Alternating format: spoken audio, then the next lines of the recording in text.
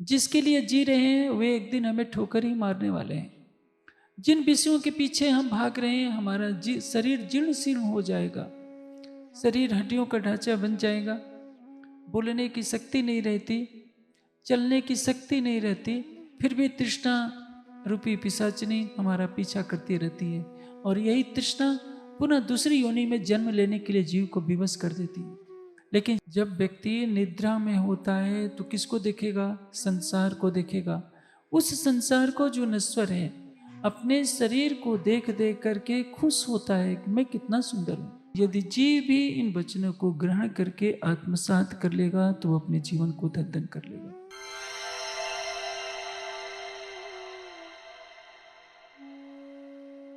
ये जो कही जागन सखीरी जाग चलो, हम सभी सुंदर साथ इस जागने के ब्रह्मांड में आए हैं। यह बात सबको विदित है, किंतु जागने का लाभ क्या है? जागने क्यों होनी चाहिए? इसी पर गहन चिंतन की आवश्यकता है। एक चौपाई आती है, मायाएं किथा चोर। इसका अर्थ क्या होता है? जैसे चोर हमारी कीमती वस्तुओं को चुरा ले जाता है, वैसे ही माया ने हमारा सारा धन चुरा लिया है। आपका सबसे बड़ा धन क्या है? एक मानव चोर के रूप में आता है तो आपकी कमाई हुई धन संपदा को ले जाता है, उसकी भरपाई हो सकती है। लेकिन माया जो सबसे बड़ा धन आपकी आत्मा का धन है, आपका प्रीतम, आपका प्राणेश्वर, उससे ही आपको अलग कर देती है। और अलग होने में आपको इतना आनंद आता है कि आपको लगता है कि यही तो जीवन है। आपको पता नहीं कि राज्य से दूरी बनाने में आपका परम धाम का अनंत आनंद छिन जाता है, परम धाम का अनंत सौंदर्य छिन जाता है, एकत्व का सुख छिन जाता है। उसके बिना आपका अस्तित्व क्या है? सामान्य सुंदर साथ इस बात को समझता ही नहीं है कि उसकी सबसे बड़ी हानि किसमें हो रही है यदि वो माया की निद्रा में सो रहा है तो। माया की निद्रा कैसी है? जिसमें माया की ही सारी वस्तुएं अच्छी लगती हैं। एक शराबी को क्या लगता है कि सारा संसार शराबी है। जैसे एक बार घटना घटी थी कि महाराजा रणजीत सिंह अपनी नगरी में भ्रमण के लिए निकले थे। उनके रसोइये ने चढ़ा रखी थी, शराब पी रखी थी। आपको मालूम है कि रणजीत सिंह की एक आंख नहीं थी, एक आंख से काने थे। वह रसोइया उनका क्या भाषा बोलता है, क्योंकि वो घोड़ी पर बैठे थे तो नशे में धुत था और अपने स्वामी को, अपने महाराज को बोलता है कि पंजाबी में, क्यों बेकाणे, इस छेरी का मूल्य क्या है? मतलब तुम जिस बकरी पर बैठे हो उसका दाम क्या है? अब सैनिकों ने उसको पकड़ लिया। अगले दिन राज्यसभा में पेश किया जाता है रणजीत सिंह के सामने। उस समय तक नशा उसका उतर चुका था। रणजीत सिंह ने पूछा कि भाई छेरी का मूल्य तू देगा? वो थर थर कांपने लगा। हुजूर, कल वाला तो रसोइया मर चुका है, अब आपके सामने तो आपका बंदा हाजिर है। कहने का से क्या है? वैसे रणजीत सिंह ने उसको क्षमा कर दिया, नहीं तो उसको तो फांसी होनी थी। शराब ने उसको यह भी पता नहीं चलने दिया कि जिसके लिए वो अपशब्द बोल रहा है वो महाराजा रणजीत सिंह है, जिनके सामने कोई आंख नहीं मिलाता था, उसको काना कहकर भरी सभा के बीच में उसने बोल दिया। यह है शराब का नशा। माया का नशा भी ऐसे ही होता है। माया का नशा दिखता है कभी धन के रूप में। किसी के पास बहुत धन है तो ए मदमाते चलो चले जो महिमत, जानो अंबर पकड़ सी। मनुष्य जब अज्ञानता के अंधकार में डूबा होता है तो अपने धन के बल पर, अपने रूप के मद में, अपने ऐश्वर्य के, पद के, प्रतिष्ठा के मद में ऐसे चलता है जैसे आकाश को पकड़ लेगा। लेकिन होता क्या है, जब मृत्यु का समय आता है, पक्षी पिंजरे से उड़ जाता है तो उसके उसी शरीर को जलाकर रख कर दिया जाता है। इस संसार में बड़े बड़े दानव आए, चक्रवर्ती राजा आए, नवाब आए, उन्होंने अपनी शक्ति को दिखाना चाहा संसार में कि देखो मैं इतनी शक्ति वाला हूं, मेरे पास इतनी सेना है। लेकिन जिसका विवेक जाग गया उसने सोचा क्या कि ये तो पानी के बुलबुले के समान संसार है, तो कौन सी शक्ति का ऐश्वर्य हम दिखाना चाहते हैं। निद्रा किसको कहते हैं? निद्रा में मनुष्य स्वयं को भूल जाता है और जब जागृत होता है तो अपने स्वरूप को देखता है कि मैं यह हूं। जब तक अंदर बैठी हुई चेतना अपने स्वरूप को न जान जाए तब तक वो निद्रा में। आप सुंदर साथ चर्चा सुन रहे हैं, मैं पूछूं कि आप जग रहे हैं कि सो रहे हैं तो सभी कहेंगे हम जग रहे हैं, तभी तो आपकी चर्चा सुन रहे हैं। आप नहीं जग रहे हैं, आपका शरीर जग रहा है, आपका मन और इंद्रियां जग रही है। अंतःकरण तो जगा हुआ है, क्योंकि अंतःकरण किसको देखेगा? बाहर के जगत को देखेगा। मन की आंखें बाहर के जगत को देखती हैं। परांग चिखान व्यतिरत शंभु तस्मात् परांग पश्यत न अंतरात्मन। परमात्मा ने जो 5 इंद्रियां बनाई हैं, ये पांचों इंद्रियां बाहर के विषयों को देखती है, अंदर को नहीं देखती। मन इन इंद्रियों के माध्यम से बाह्य जगत को देखता है तो सोचता है कि यही तो सब कुछ है। इसलिए तो क्या है, मनी करावे सत साहिबी मनी करे फजीत। यदि आपने बाहर के जगत में अपने को भटका दिया तो क्या कराएगा? मन फजीत करेगा। मन ही दिखावे सत साहिबी। और यदि मन अंतर्मुखी हो गया, मन अपना सारा व्यापार बाहर का छोड़कर अंतर्मुखी हो गया, तो जीव को उसके प्रीतम परमात्मा से मिला देता है। और जब अंतर्मुखी हो गए तो अंदर की जागनी प्रारंभ होती है। और जागने का सबसे बड़ा लाभ जानते हैं क्या होगा? प्रकाश में एक चौपाई आती है, जीव टल होसी आत्म। जब योग माया के ब्रह्मांड में संसार के सारे जीवों को न्याय मिलेगा, तो ये जीव जिसने उस अक्षरातीत की पहचान कर ली है, यहां रहते रहते जिस जीव पर परम धाम की आत्मा विराजमान है या नहीं भी विराजमान है, उस जीव ने चितवनी करके अपने प्राणेश्वर अक्षरातीत को देखा है कि वो सच्चिदानंद परमात्मा कहाँ है, कैसा है। उनके स्वरूप में अपने जीवन को झोंक दिया। वैसे ही झोंका जैसे रसखान ने कभी झोंका था, रामकृष्ण परमहंस ने झोंका था, चैतन्य महाप्रभु ने झोंका था, या मीरा ने झोंका था। इनको परम धाम का कोई ज्ञान नहीं था, बेहद का भी कोई ज्ञान नहीं था, इनमें से किसी को ज्ञान नहीं था। लेकिन उठते बैठते सोते जागते इनको कोई संसार दिखता ही नहीं था, न रामकृष्ण परमहंस को, न मीराबाई को, न रसखान को। रसखान की भक्ति अलग है, मीरा की भक्ति अलग है, रामकृष्ण परमहंस की साधनामयी भक्ति है। भक्ति के मार्ग अलग अलग हैं, लेकिन उनका हृदय अपने इष्ट के लिए समर्पित है। जिसने चितवनी में अपने को लगा दिया कर्मकांड की दीवारों को तोड़कर, उसका जीव सत्स्वरूप की पहली बहिष्ठ में ब्रह्मात्मा का स्वरूप बनेगा। इसको क्या कहेंगे? जीव टल होसी आत्म। जीव भाव कब है? जब चेतना को शरीर मिल जाता है, 5 तत्वों का पुतला। हमारा जीवन किसके लिए बीत रहा है? शरीर के लिए।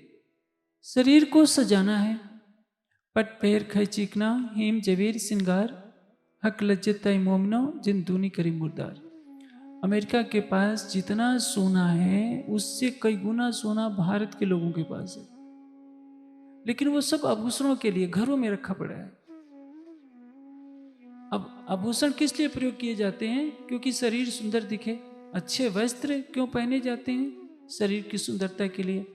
अच्छे भोजन क्यों किए जाते हैं? शरीर की पुष्टि के लिए। अच्छे निवास में कोई क्यों रहना चाहता है? उसके मन को सुख होता है। मन को सुख पहुंचाने के नाम पर मनुष्य 24 घंटा एक किए रहता है। लेकिन यदि वो आंतरिक सुख की अभिलाषा करे कि नहीं, बाहर के जगत से मुझे कुछ नहीं लेना है, मुझे आत्मा का आनंद चाहिए, तो बाहर के जगत को देखना बंद कर देगा। भर्तृहरि ने क्या लिखा है वैराग्य शतक में? भर्तृहरि जानते हैं, एक समय भारत के सम्राट थे। जब वैराग्य होता है तो भिक्षा पात्र लेकर चल देते हैं, अपने राजमहल को छोड़ देते हैं, अपने छोटे भाई विक्रमादित्य को सारा उत्तरदायित्व सौंप देते हैं। उस समय विक्रमादित्य नहीं थे, किंतु उनके अपने मंत्रियों को उन्होंने उत्तरदायित्व सौंप दिया कि जहां भी विक्रम हो उसको बुलाकर सिंहासन पर बैठा देना, मैं आज से सिंहासन पर नहीं बैठूंगा।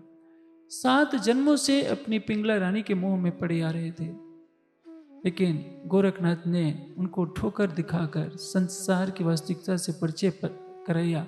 और जब भर्तृहरि को वैराग्य होता है तो वो सब कुछ ठुकरा देते हैं और एक योगी की झोली पकड़ लेते हैं। वो क्या लिखते हैं कि पहले तो मैं राजमहलों में रहता था, 56 प्रकार के व्यंजन खाता था, लेकिन अब तो भोजन में जौ का सत्तू मिल जाता है तो मैं उसी में खुश हूँ। पहले मैं हीरे मोतियों के आभूषण पहनता था, अब तो गुदड़ी ही मेरा वस्त्र है। गुदड़ी समझते हैं ना, पुराने कपड़ों को सील करके जो ओढ़ने के लिए बनाया जाता है। भारत का सम्राट गुदड़ी कंधे पर खुश है, जो भिक्षा में जो का सत्तू मिल जाए उसी पर खुश है कि नहीं, मैं अब तो परमात्मा के ध्यान में लगा हुआ हूं, मुझसे भाग्यशाली कौन है। और जब तक मनुष्य को विवेक नहीं होता, अपने महलों को बनाता रहता है, 24 घंटे उसी में लगा रहता है, अधिक से अधिक धन कमाओ। मनुष्य भागा जा रहा है उसी के पीछे, क्योंकि निद्रा है। अमेरिका में जाइए, अमेरिका की संस्कृति क्या है? प्रातःकाल, दोपहर, शाम गाय का मांस खाओ, बियर पियो, दिन रात काम करो, धन कमाओ, और शनिवार रविवार 2 दिन पूरी मस्ती में 5 दिन का कमाई हुआ सब उड़ा दो। यही वहां की संस्कृति।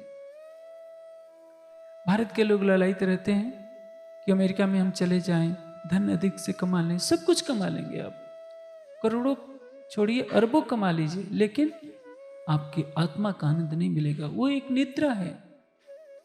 आहार, निद्रा, भय, प्रजनन, ये तो पशु पक्षी सब करते हैं।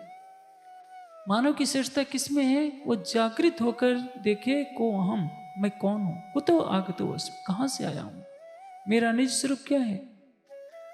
जागने का प्रकाश यही है। मायाएं की था चोर, माया ने चोर की तरह हमसे धनी को ले लिया है। हम अपना अखंड धन कब पाएंगे? जब जागृत होंगे। जागृत कब होंगे आप?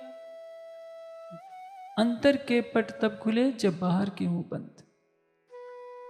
5 इंद्रियों से जो सुख मिल रहा है उसकी तरफ नजर न कर अपनी वृत्तियों को अंतर्मुख कीजिए राज्य की शोभा में, तो क्या होगा? आपके हृदय में ज्ञान का प्रकाश होगा, प्रीतम की छवि जगेगी, और आप जागृत होकर देखेंगे कि मैं हूं क्या। ये जो शरीर है आप तो नहीं है। आपसे मैं किसी से पूछूं कि आप कौन है, तो शरीर का नाम बताना शुरू कर देगा। यह शरीर तो वो लाखों बार पा चुका है, लाखों बार उसका शरीर मृत्यु को प्राप्त हो चुका है। यह शरीर वह नहीं है, लेकिन सबकी पहचान किस पर है? अपने शरीर पर। अपने शरीर को देखकर कोई बहन कहेगी कि मैं स्त्री हूँ, पुरुष कहेगा मैं पुरुष हूँ, बच्चा कहेगा कि मैं बालक हूँ, बुढ़ा कहेगा कि मैं बुढ़ा हो गया हूँ। उसका शरीर बुढ़ा हुआ है, उसका शरीर स्त्री का है, उसका शरीर पुरुष का है या शरीर बालक का है। शरीर पैदा होता है, शरीर मरता है। न जीव कभी पैदा होता है, न जीव कभी मरता है। इसलिए गीता भी कहती है, कठोपनिषद भी कहती है, न जायते मृते वा विपश्चित न कुतश्चित भवता न भुवा भूया अजो नित्य शास्तो अयम पुराण न नित्य हनुमानी शरीर। शरीर के नष्ट होने पर भी चेतना नष्ट नहीं होती, और ये चेतना न कभी पैदा होती है न मरती है। शरीर पैदा होते हैं, और शरीर का मोह ही मनुष्य को अज्ञानता के भंवर में डुबोता रहता है। यह शरीर का मोह बड़े बड़े ज्ञानियों से, योगी यतियों से भी नहीं छूट पाया। महाभारत के युद्ध का प्रसंग मैंने केंद्र की चर्चा में बताया था। द्रोणाचार्य जैसे गुरुजन भी अपने पुत्र अश्वत्थामा का मोह नहीं छोड़ पाए। कई बड़ी बड़ी संस्थाओं के गुरुजन भी होते हैं। अब देखिए, गुजरात में कुछ वर्ष पहले स्वाध्याय मत का बहुत प्रचार था। पांडुरंग शास्त्री जी के निर्देशन में स्वाध्याय मत चलता था, लेकिन उन्होंने अपने देह त्याग से पूर्व अपनी पुत्री को ही उत्तराधिकारी बना दिया। शांति कुंज हरिद्वार में आचार्य श्री राम शर्माचार्य जी का भी बहुत तेजी से प्रचार चला। उन्होंने भी अपना उत्तराधिकारी किसको बनाया? अपने संबंधी प्रणव पंड्या जी, जो उनके दामाद लगते हैं, उनको बनाया। इतने बड़े महापुरुषों से भी अपने परिवार का, संगी संबंधियों का मोह नहीं छूटा। कहना सरल होता है, लेकिन ये शरीर का जो मोह है, शरीर की प्रतिष्ठा, ये इसी में मनुष्य जी रहा है। जो इस शरीर से परे हो गया, अपने निज स्वरूप को देखा कि मैं शुद्ध बुद्ध चेतना हूं, जब आपको तारतम्य ज्ञान का प्रकाश मिलेगा। ये जो कहे जागन सखीरी जाग चलो, जा बचन नीके विचारियो जो कोई सुहागे। क्या कह दिया? बचन नीको नीके विचारियो जो कोई सुहागिन, परम धाम के ब्रह्मशिष्टियों के लिए कहा जा रहा है कि ये जो कही जागिन सखीरे जाग चलो, जीवों के लिए नहीं कहा जा रहा है। हाँ, यदि जीव भी इन वचनों को ग्रहण करके आत्मसात कर लेगा तो वो अपने जीवन को धन कर लेगा। न जाने कितने करोड़ों बार वो जन्मा है, करोड़ों बार मरा है, उसकी तृष्णाएं कभी बुझी नहीं है। क्योंकि तृष्णाओं के भोग से तृष्णा कभी मिट जाती है तो आज मनुष्य सुखी हो जाता है। मैंने कई व्यक्तियों को देखा है जो जीवन भर मांस खाते रहे, मरने पर पूछा गया कि तुम्हें क्या चाहिए, कहता है कि अब तो मर ही रहा हूं, एक बार और मांस खिला दो। अब उसकी तृष्णा कहां ले जाएगी? ऐसे पशुओं में ले जाएगी जिसमें मांस ही खाना होगा। शराबी की शराब पीने से तृष्णा नहीं होती, मिटती। विषय विषय भोग करते करते थक जाता है, पशु पक्षी विषय भोग करते करते थक जाते हैं, उनकी तृष्णा नहीं मिटती। लेकिन विवेक किसको होता है? भोगात न राग शांति मुनवत, भोग से कभी शांति नहीं आती। साधारण मनुष्य को तो छोड़िए, सांख्य दर्शन में एक प्रसंग आता है जिसमें यह सूत्र कहा गया है कि भोगात न राग शांति मुनवत। 100 ऋषि थे, नदी में स्नान करने जाते हैं, देखते हैं कि मछली का एक जोड़ा विहार कर रहा है अपने पूरे बच्चों के साथ। कोई बचपन में ही वन में जाकर के तप करने लगे थे, उन्होंने देखा ही नहीं कि गृहस्थ जीवन क्या होता है। उनके मन में तृष्णा जाग जाती है कि मैं भी तो देखो गृहस्थी का सुख क्या होता है। मैं इस वन में रहते रहते इतने वर्ष व्यतीत हो गए, मैं गृहस्थी का आनंद तो ले लूं। ये मैं अकेला कुटिया में रहता हूं और ये मछली का जोड़ा कितने आराम से जल के अंदर क्रीड़ा कर रहा है। अब जाते हैं मनु राजा के पास, उनकी पुत्रियों से विवाह कर लेते हैं गृहस्थी का सुख भोगने के लिए, और राजा ने उन्हें अपने महल में ठहरा दिया। उनके पुत्र होते हैं, पौत्र होते हैं, उनका पूरा बहुत बड़ा परिवार बीत जाता है, और विषयों को भोगते भोगते कई वर्ष ऐसे लग जाते हैं कि जैसे कुछ पल हुआ। एक दिन उनको अपने ऊपर दृष्टिपात जब किया उन्होंने कि मैं क्या हो गया हूं, मेरे बालों में सफेदी आ गई, मेरे इतने पुत्र हो गए, इतने पौत्र हो गए, लेकिन मेरी तृष्णा तो बुझी ही नहीं। मैंने मछली के जोड़े को देखकर उसका सुख भोगने का अभ्यास करना चाहा था, मैं तो एक कीचड़ में फंस गया हूं। उसी क्षण उनका पूर्व का जो तप था, त्याग था, वो वैराग्य जागृत होता है। एक क्षण में राजमहल को छोड़कर पुनः अपनी वन की कुटिया में आ जाते हैं। यह कहते हुए भोगात न राग शांति मुनवत। यदि 100 मुनि को विषयों के भोग से शांति नहीं मिल सकती है तो एक साधारण मनुष्य जिसके इंद्रियों की शक्ति सीमित होती है, संसाधन सीमित होते हैं, वो कैसे शांत हो सकता है? लेकिन जिसको परब्रह्म के ज्ञान का प्रकाश मिल गया, जिसने विषयों को क्षणभंगुर समझा, वो क्या करेगा? परमात्मा की खोज करेगा। मुझे परमात्मा मिल जाए, क्योंकि परमात्मा से अधिक सुंदर कोई नहीं है, उससे अधिक प्रेम करने वाला भी कोई नहीं है, उससे अधिक कोई निकटवर्ती भी नहीं है। और जब यह विवेक हो जाता है तो वो क्या करता है? ज्ञान को आधार बनाता है, और जो ज्ञान का लक्ष्य है परमात्मा की प्राप्ति, उसको पाने के लिए प्रयास करता है। शेष मनुष्य क्या करता है? 8 घंटे, 10 घंटे, 12 घंटे काम करेगा, 14 घंटे भी काम करने वाले लोग हैं, 16 घंटे भी काम करने वाले हैं। वो क्या चाहते हैं? अधिक से अधिक सुख के संसाधन एकत्रित करना चाहते हैं धन के माध्यम से। धन एकत्रित कीजिए, लेकिन उसका त्याग पूर्वक भोग कीजिए। तेन तख्तेन भुंजिथा, त्याग पूर्वक भोग कीजिए। दूसरे के धन को मिट्टी समझिए, माँ गृधा कस्यस्य धनम, किसी के धन के लालच न करो। हमारी संस्कृत में 3 बातें कही गई है। मातृवत परदारेश, दूसरे की स्त्री को माता समझो।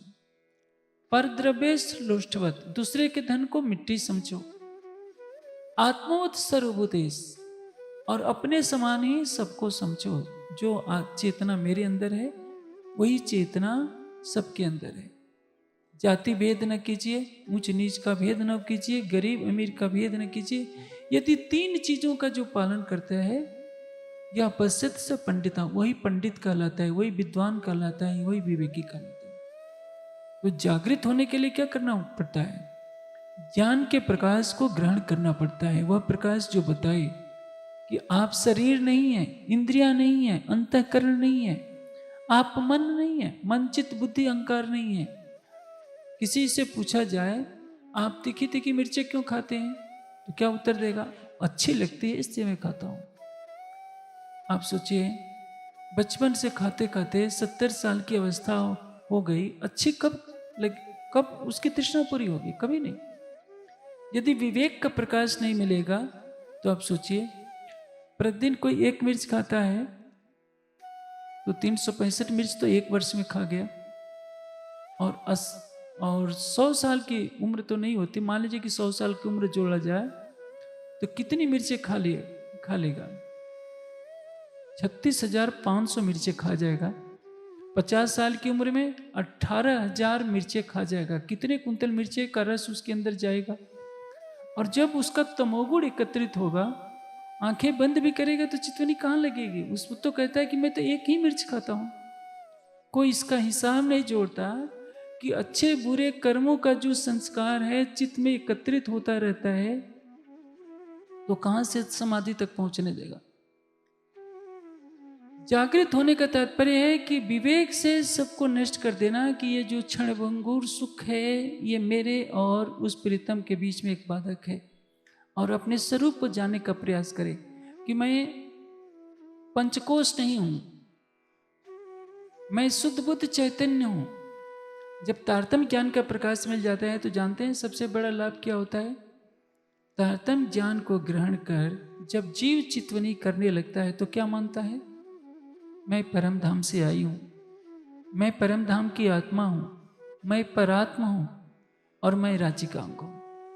पहले क्या सोच रहा था जब वो निद्रा में था? तो धन के लिए लक्ष्मी जी की भक्ति करो, शक्ति के लिए हनुमान जी की भक्ति करो, विघ्नों को दूर करने के लिए गणेश जी की भक्ति करो, धन को दोगुना करना हो तो तिरुपति बालाजी जाओ, और कुछ और काम कराना हो तो वैष्णो माता के दर्शन करो। वो जानता ही नहीं था, देव स्थानों में भी जा रहा है तो संसार की वस्तुएं मांग रहा है, अपने अखंड सुख को नहीं मांग रहा है कि ब्रह्मानंद के एक पल के समक्ष करोड़ों वैकुंठ के राज्य फीके हैं। देवता की पूजा किसको कहते हैं?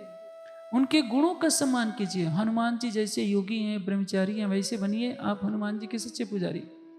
भगवान राम की पूजा क्या है? जैसे मर्यादा को, धर्म की मर्यादा का पालन किया वैसे कीजिए, आप भगवान राम के सच्चे पुजारी। लेकिन ज्ञान क्या कहेगा?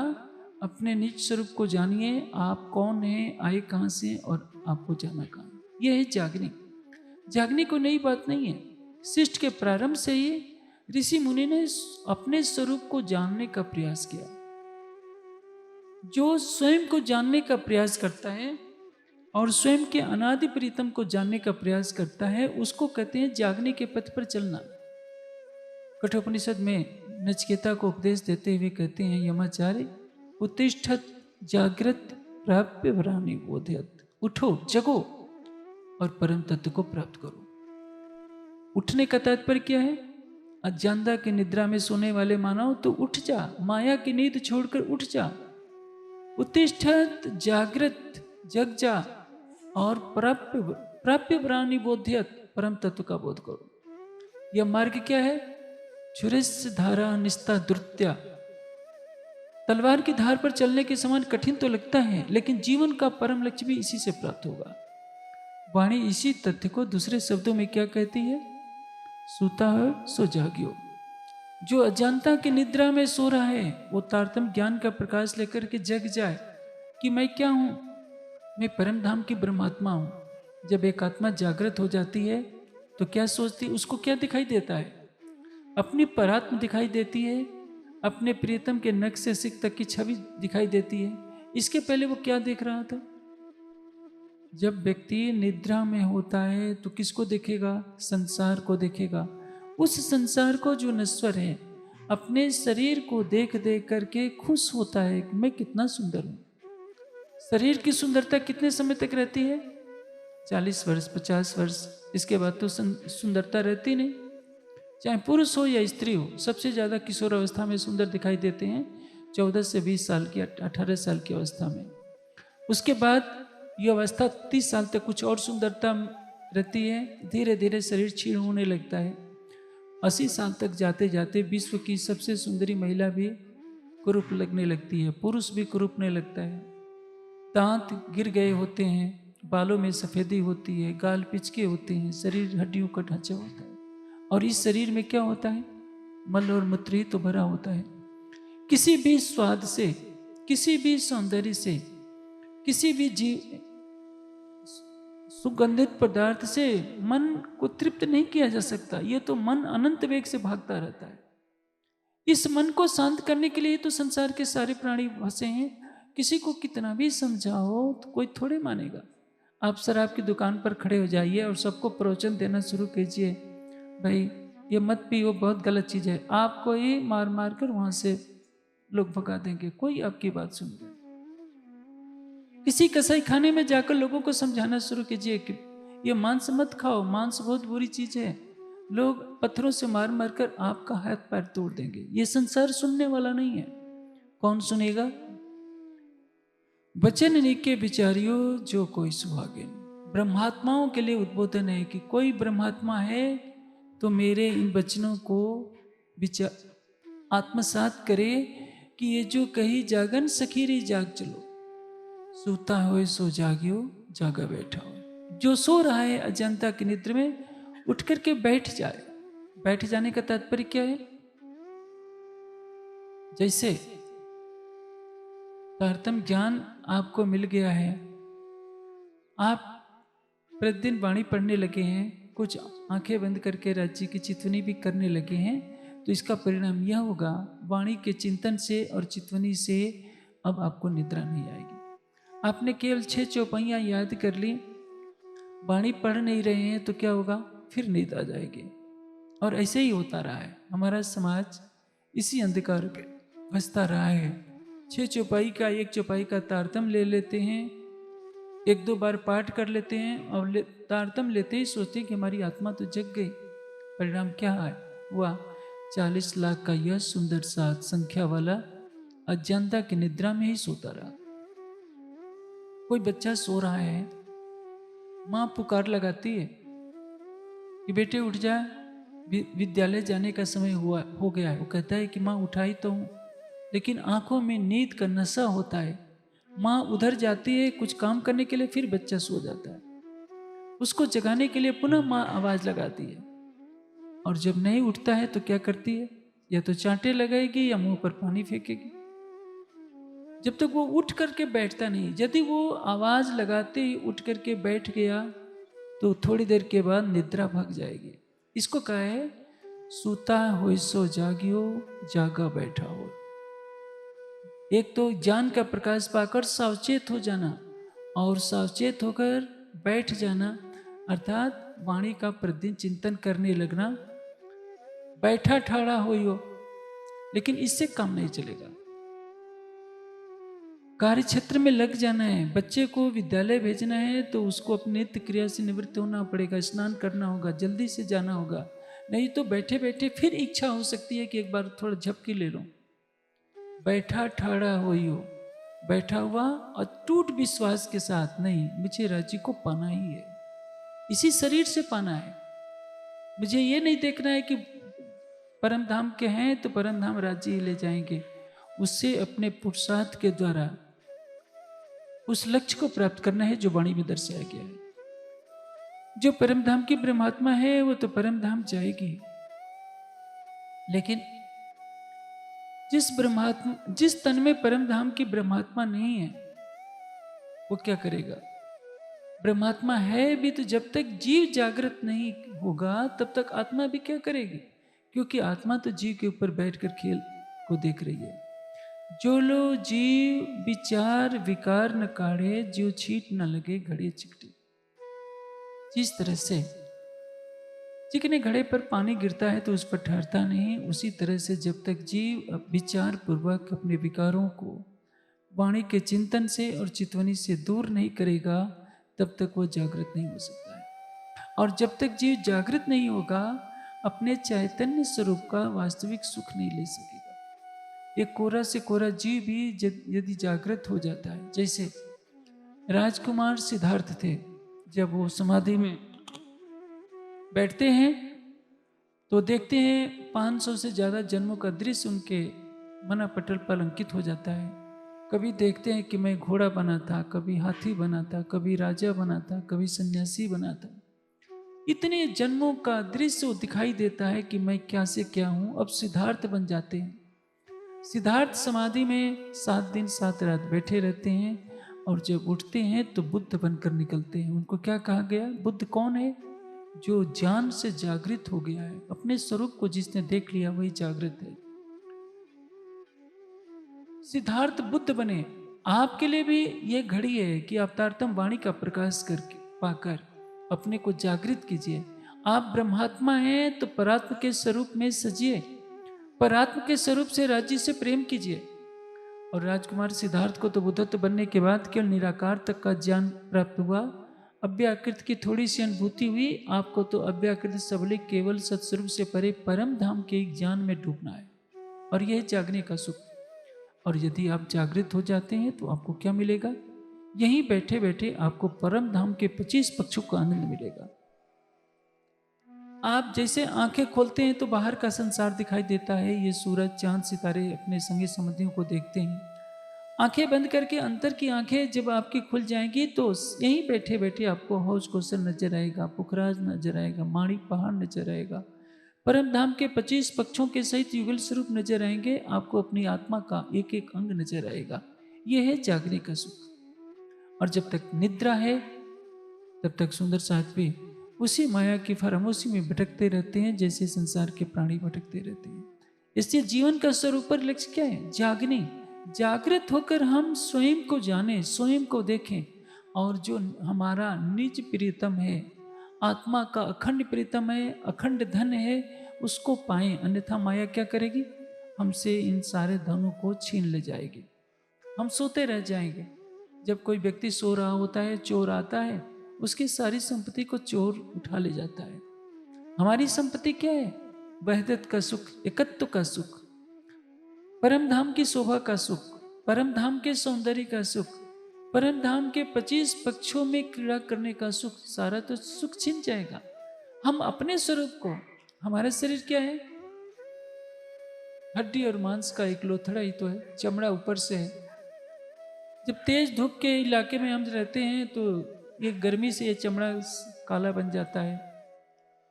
कुछ ठंडे जगह पाते हैं, कुछ शरीर में ऐसे तत्व होते हैं तो सुंदर दिखने लगता है। इसी पर हम इतराते रहते हैं, हमारा शरीर कितना सुंदर है, कितना सुंदर है।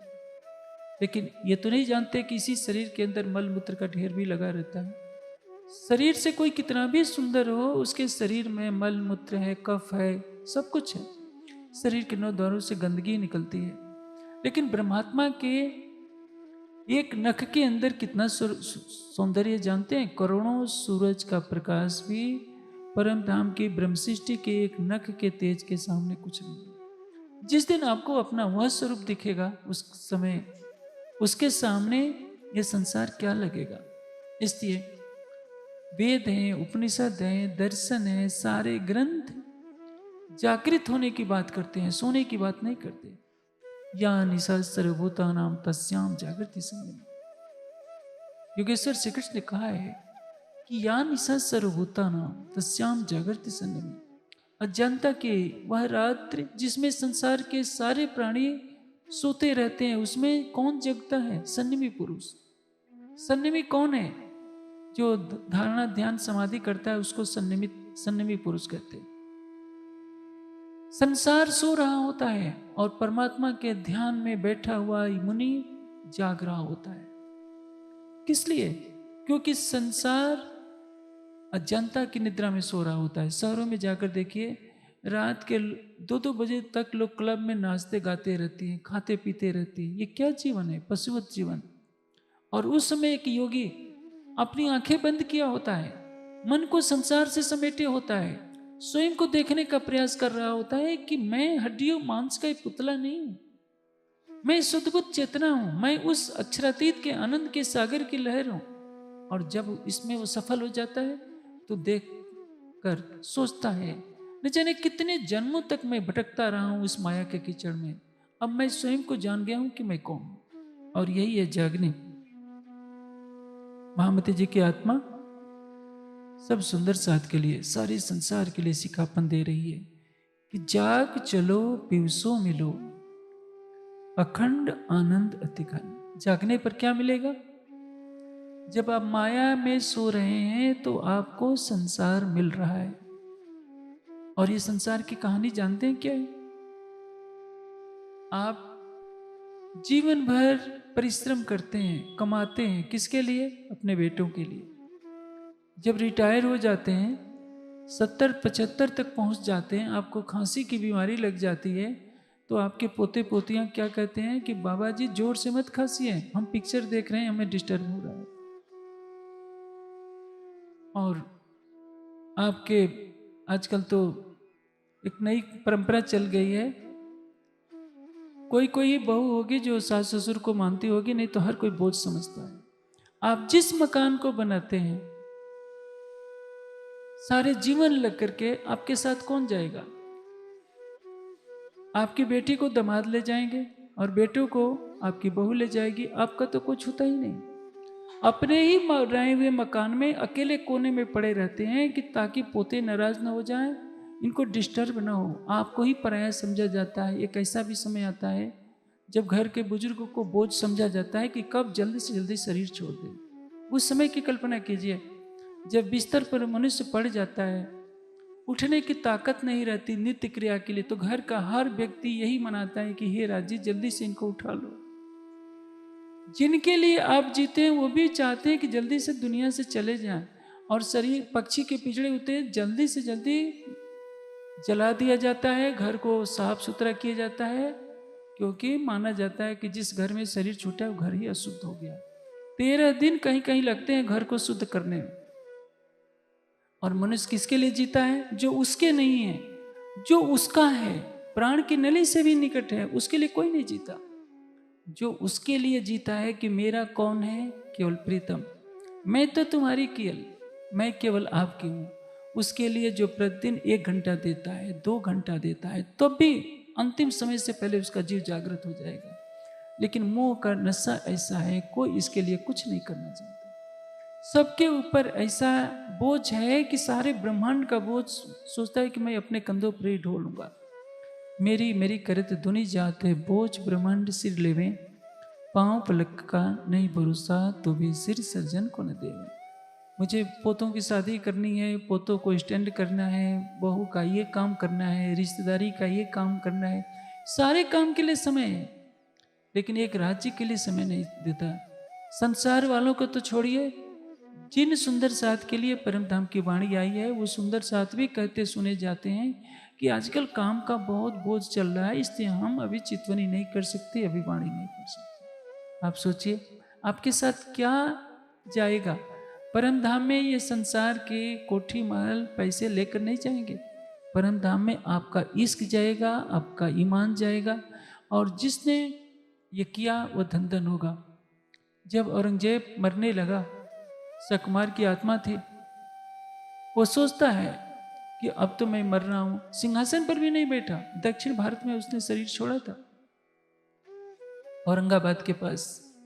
जब मराठों से लड़ते लड़ते उसके जीवन के खतरे पड़ गया, कहता है कि जिस तख्ते ताउस के लिए मैंने अपने भाई की गर्दन कटवाकर चौराहे पर लटकवाया था, अपने पिता को जहरीले तेल से मालिश करके मरवाया था, न जाने कितने राजाओं को, कितने सूफी फकीरों को, कितने संतों को मैंने तड़पा तड़पा कर मरवाया। मेरे पापों का काला चिट्ठा मुझे सब दिखाई दे रहा है। मेरे साथ तो कुछ भी नहीं ले जा रहा है, मेरे पास इस समय कोई भी नहीं है, जिसके लिए मैं जीवन जिया इस समय कोई भी नहीं है और मैं इस दुनिया को छोड़कर जा रहा हूँ। सिकंदर भी अपने साथ कुछ नहीं लेकर गया। लेकिन जब मनुष्य जवानी में होता है तो अंधा होता है, शक्ति का मद होता है, धन का मद होता है, रूप का मद होता है, उसको कुछ समझाइए भी तो अच्छा नहीं लगता, क्योंकि अज्ञानता का अंधकार होता है। जब मृत्यु आती है तो लगता है कि ये सब झूठा था जिसके लिए मैंने सारा जीवन जिया। लेकिन दुर्भाग्य है, मनुष्य एक कान से सुनता है, दूसरे कान से निकाल देता है। जिसको विवेक हो जाता है, विद्वान होना सरल है, विवेकवान होना कठिन है। ग्रंथों को पढ़कर कोई भी विद्वान हो सकता है, लेकिन विवेकवान हर कोई नहीं हो सकता। इसलिए जो इस विवेक को धारण कर लेता है कि मुझे शरीर छोड़ने से पहले अवश्य जागृत होना है, अपनी आत्मा को जगाना है, अपनी आत्मा के प्रियतम उस प्राणेश्वर को पाना है, तो उसका जीवन धन धन हो जाता है। और यही मानव जीवन की सार्थकता है। जाग चलो पीयूषो मिलो, सुख अखंड आनंद अतिघन। जागने का फल क्या है? जाग चलो पीयूषो मिलो। जागृत हो गए तो प्रीतम मिलेंगे, राज्य मिलेंगे, और उनके साथ ही साथ अखंड आनंद मिलेगा, अतिघन। इतना आनंद मिलेगा कि उस आनंद के सागर की एक बूंद भी इस संपूर्ण सृष्टि में समा नहीं पाएगी। हम जिस झूठे संसार के पीछे भाग रहे हैं, संसार हमारे पास कभी आने वाला नहीं है। जिसके लिए जी रहे हैं वे एक दिन हमें ठोकर ही मारने वाले हैं। जिन विषयों के पीछे हम भाग रहे हैं, हमारा शरीर जीर्ण शीर्ण हो जाएगा, शरीर हड्डियों का ढांचा बन जाएगा, बोलने की शक्ति नहीं रहती, चलने की शक्ति नहीं रहती, फिर भी तृष्णा रूपी पिशाचिनी हमारा पीछा करती रहती है, और यही तृष्णा पुनः दूसरी योनि में जन्म लेने के लिए जीव को विवश कर देती है। लेकिन यदि हम जागृत हो जाते हैं तो क्या होता है? ये सारा संसार सपना लगता है। दुख सब सुपने हो गयो, अखंड सुख भोर भयो, श्री महामत खेले अपने लाल सो, जो अक्षरातीत कहो। ये है जागनी, कि इस शरीर के रहते रहते आप जागृत होकर अपने स्वरूप को जानिए, अपने प्रीतम को जानिए, अखंड आनंद को प्राप्त कीजिए। यदि आप नहीं जगे तो क्या होगा? एक दिन मौत दस्तक देगी। आपने जो कुछ यहाँ संग्रहित किया है सब यहीं का यहीं रह जाएगा, और बिलखते हुए इस तन को छोड़ना पड़ेगा। इस शरीर को जला दिया जाएगा, 5 तत्वों का पुतला 5 तत्वों में मिल जाएगा, और आपका जीव किसी दूसरी योनि में जन्म के लिए विवश हो जाएगा। लेकिन तारतम ज्ञान का अनमोल धन आपको मिला है, इस धन का उपयोग कीजिए। तारतम वाणी के प्रकाश में चितवनी में स्वयं को लगाइए, अपने प्राण ईश्वर को देखिए जो आपके प्राण की नली से भी निकट है। और जब आप ऐसा कर लेंगे तो यहीं बैठे बैठे आप परमधाम के 25 पक्षों में भी विचरण करेंगे। इसको कहते हैं इत्थि बैठे घर जागे धाम, पूरे मनोरथ वे सब।